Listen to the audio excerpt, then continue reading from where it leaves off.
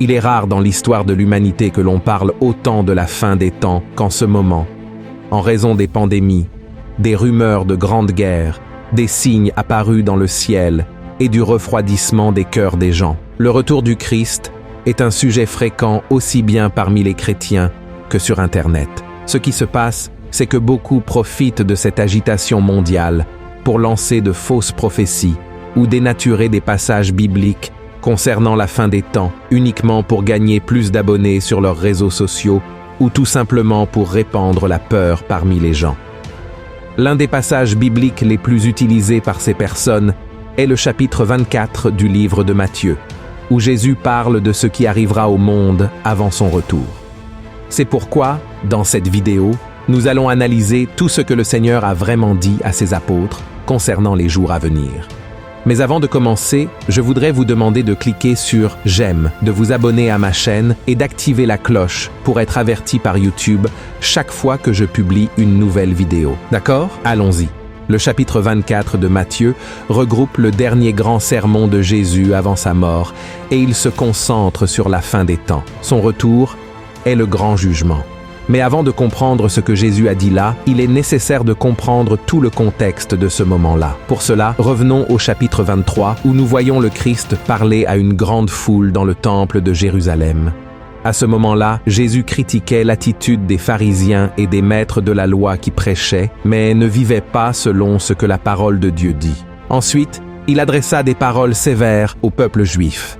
Voyons ce qu'il dit. « Jérusalem, Jérusalem, qui tue les prophètes et qui lapide ceux qui te sont envoyés, combien de fois ai-je voulu rassembler tes enfants, comme une poule rassemble ses poussins sous ses ailes, et vous ne l'avez pas voulu. Voici votre maison vous sera laissée déserte. Car, je vous le dis, vous ne me verrez plus désormais, jusqu'à ce que vous disiez, béni soit celui qui vient au nom du Seigneur. » Et juste après cela, le chapitre 24 commence en racontant que Jésus quitta le temple avec ses disciples, et, étant donné le ton de son sermon à l'intérieur, il était fort probable qu'il soit encore en colère contre l'infidélité et le manque de foi des Juifs. Alors, quelques minutes plus tard, il commence à prophétiser en disant que rien de tout cela ne resterait debout et que le temple serait bientôt détruit.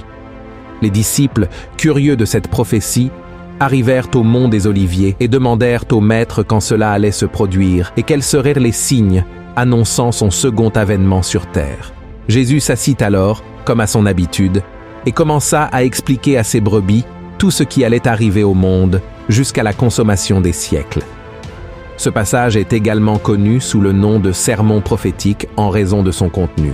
La majeure partie de cette prophétie est aussi relatée dans Marc chapitre 13. Bien, maintenant que nous avons compris tout le contexte dans lequel le chapitre 24 de Matthieu a été écrit, analysons son contenu. Ces passages sont difficiles à interpréter parce que, en plus de leur langage symbolique, ils traitent d'une série d'événements. C'est pourquoi de nombreuses personnes prennent certains extraits de cette parole de Jésus, les interprètent mal et finissent par transmettre des messages incomplets ou même erronés aux autres. C'est pourquoi, dans cette vidéo, nous allons analyser 3 points importants de la prophétie de Jésus concernant la fin des temps. Premièrement, pour qui ce message a-t-il été adressé ? La grande majorité des gens pensent que les paroles de Jésus ont été dites pour son Église, mais ce n'est pas vrai. Elles ont été adressées aux Juifs. À ce moment-là, l'Église de Christ était encore un mystère. Elle ne serait incluse dans l'œuvre de Dieu qu'à la Pentecôte, et elle a été révélée plus tard à travers les lettres de l'apôtre Paul. Tu comprends ? Il est donc important de préciser que les événements prophétisés par Jésus concernent uniquement la situation des Juifs durant la grande tribulation avant son retour. De plus, le chapitre 24 de Matthieu parle des faux prophètes et des faux Christ qui apparaîtront pour tromper le peuple. Ces personnes, élevées par Satan, représentent un danger pour Israël, qui ne croit pas que Jésus est le Messie, et qu'il est déjà venu dans le monde. Et nous, qui sommes l'Église de Christ, devons nous inquiéter davantage des faux maîtres, des faux apôtres et des faux prédicateurs. Nous devons aussi savoir discerner les esprits, afin qu'aucun d'eux ne nous éloigne des voies du Seigneur. Amen. C'est une autre preuve que les Juifs sont la cible de la prophétie de Christ concernant la fin des temps. Lorsque Jésus parle de l'abomination désolatrice, il parle ici de la terre juive, du temple et des sacrifices que Daniel avait prophétisés depuis longtemps. Et remarque aussi qu'au verset 16 de Matthieu, chapitre 24, Jésus dit que ceux qui seront en Judée doivent fuir dans les montagnes. Et cela concerne clairement Israël, car dans tout le Nouveau Testament, il n'y a pas un seul passage où Jésus ou l'un de ses apôtres demande à l'Église de fuir dans les montagnes. Enfin, de la même manière, nous voyons que le texte parle encore du sabbat qui est lié aux coutumes et aux lois des Juifs, et il contient aussi la parabole du figuier, qui est une représentation symbolique de la nation d'Israël. Tu as compris? Le deuxième point que nous devons analyser est quand cette prophétie de Jésus commencera-t-elle à se réaliser? Jésus a déclaré que personne, ni les anges du ciel, ni lui-même à ce moment-là, ne savait le jour et l'heure où cette prophétie se réaliserait. Seul Dieu le savait, mais il a clairement indiqué que cela se produirait lorsque le monde s'y attendrait le moins. Voyons ce qu'il a dit à ses disciples. Ce qui arriva du temps de Noé arrivera de même à l'avènement du Fils de l'homme, car dans les jours qui précédèrent le déluge, les hommes mangeaient et buvaient, se mariaient et marièrent leurs enfants, jusqu'au jour où Noé entra dans l'arche. Et ils ne se doutèrent de rien, jusqu'à ce que le déluge vînt et les emporta tous. Il en sera de même à l'avènement du Fils de l'homme. Mais même si nous ne savons pas la date exacte du début des événements qui marqueront le retour du Messie au peuple juif et l'établissement de son royaume ici sur terre, le passage nous montre que la prophétie commencera à se réaliser pendant les 7 années de tribulation qui seront la dernière des 70 semaines prophétisées par Daniel. Une chose intéressante au sujet de cette prophétie de Jésus, c'est que tout est lié à ce que l'apôtre Jean a enregistré dans les chapitres 6 à 19 du livre de l'Apocalypse. Beaucoup croient que l'Église de Christ ne traversera aucun de ces événements, car elle aura déjà été enlevée et protégée de l'heure de la tentation. Dès le début de Matthieu 24, Jésus parle de la première moitié de la 70e semaine de Daniel au verset 8. Jésus a dit que tout cela serait le commencement des douleurs. Et ces douleurs ne concernent pas une époque quelconque, mais définissent le début du temps de la tribulation, qui est comparé dans la Bible aux douleurs de travail d'une femme enceinte. Le commencement des douleurs représente les 3 premières années et demie du temps de la tribulation, où le monde sera gouverné par l'Antichrist. Tout comme il y a des étapes initiales et finales dans les douleurs qui précèdent un accouchement, ces dernières années se divisent également en 2 étapes de 3 ans et demi. Remarque qu'il existe un lien entre les paroles de Jésus dans les versets 4 à 8 et l'Apocalypse chapitre 6, où le Seigneur ouvre les sceaux et commence à déverser son jugement sur la terre. Analysons maintenant par exemple Matthieu 24, verset 5, où Jésus avertit les Juifs des faux Christ qui tromperont beaucoup de gens. C'est exactement ce qui se passera lorsque le premier sceau sera ouvert et que l'Antichrist apparaîtra pour tromper les gens et les dominer. Voyons ce que dit la Bible. Je regardais quand l'agneau ouvrit un des 7 sceaux, et j'entendis l'un des 4 êtres vivants qui disait comme d'une voix de tonnerre, « Viens !» Je regardais, et voici, parut un cheval blanc. Celui qui le montait avait un arc. Une couronne lui fut donnée, et il partit en vainqueur et pour vaincre.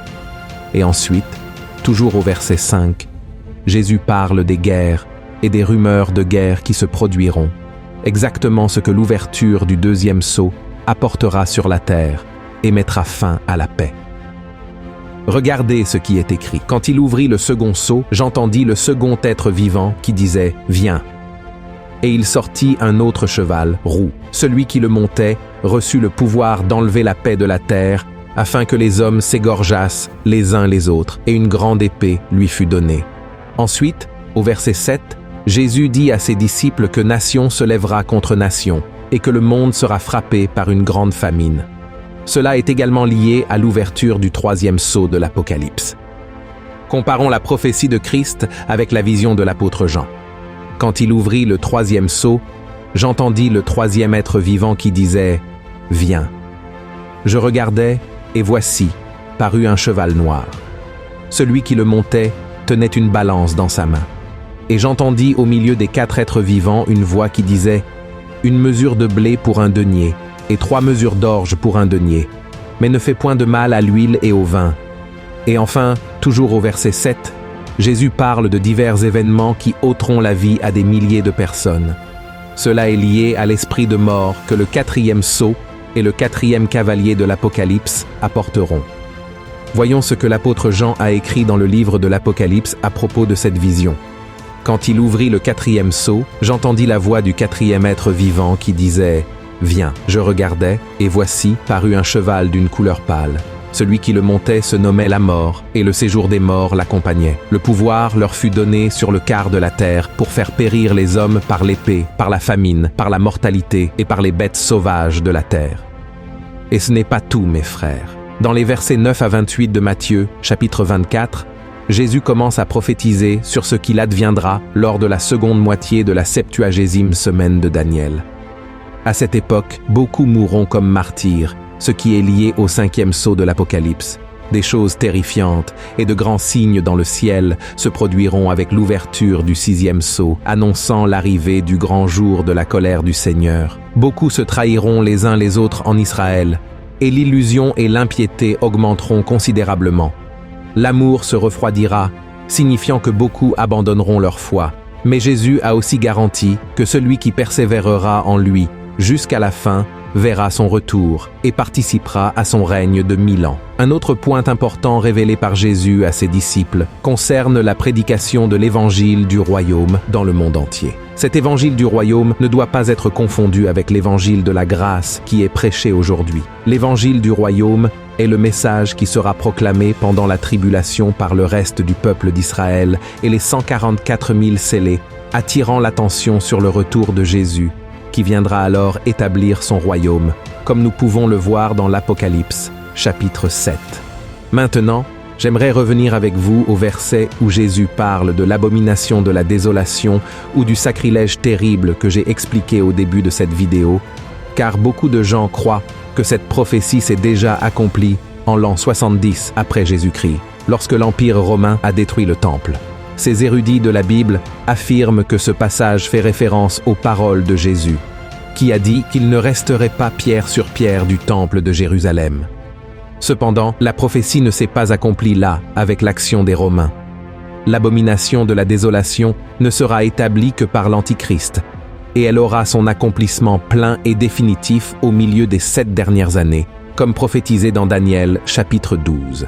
Cette prophétie de Daniel fait clairement référence à la grande tribulation, se rapportant à un temps de grande angoisse, comme il n'y en a jamais eu auparavant pour le peuple juif. Et le 3e point que nous devons analyser est quel message cette prophétie de Jésus nous apporte aujourd'hui. Mes frères et sœurs, tout ce qui est enregistré dans Matthieu chapitre 24 est un avertissement pour nous tous, car la fin des temps est proche, tout comme le temps de l'enlèvement.